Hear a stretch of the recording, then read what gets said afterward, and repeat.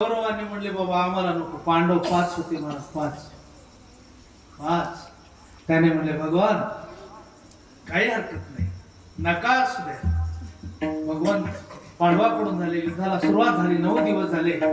9व्या दिवशी दुर्योधन भीष्माला बोलायला लागले, म्हणले पितामह 9 दिवस झाले, युद्धाला सुरुवात झाली, सगळे आपलेच मरायला लागले, एकही त्याचं मरणा. असं कसं? खायला आमचं, गायला त्यांचं, असं कधी कधी होते ना. हो, आमच्या सोबत दिसायला आणि असायला तिकडून. एक तरी मला कारण तू भीष्म आहेत ना, एक तरी नाही म्हणा. तुम्ही आमचं खाताय आणि गाता त्यांचं, ऐका हे शोभत नाही तुम्हाला. दुर्योधन बोलतोय, दुर्योधन. दुःशासन हे कोणाला बोलतोस? मी भीष्म आहे.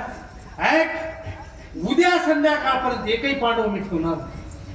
प्रतिज्ञाच केली की भीष्माची प्रतिज्ञा आहे. प्रतिज्ञा कधीच खोटी होत नव्हती महाराजांची. ज्या वेळेला असा संकल्प केल्याबरोबर त्याला सांगावं लागणार, तो ऐकला, बस जिकडे तिकडं निघून गेले. ध्यानस्थ बसलेले भीष्माचार्य रात्रभर त्यांनी भगवंताचा धावा करायचा. सगळे गाढ झोपीमध्ये आहेत.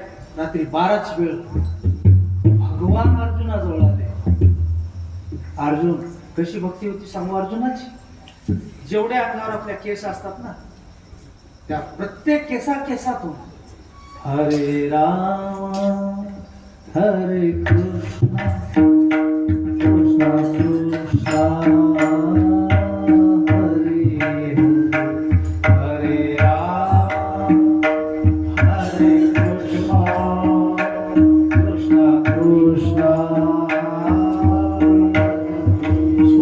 मध्ये सुद्धा, निद्रा भयान गाढ झोपीमध्ये सुद्धा प्रत्येक रोमातून भगवंताचं चिंतन. त्याला अर्जुन म्हणतात. अर्जुना उठा, गाढ झोपला. अर्जुन, गाढ कोण आहे? मी बोलतोय, मी. उठा, काय गाढ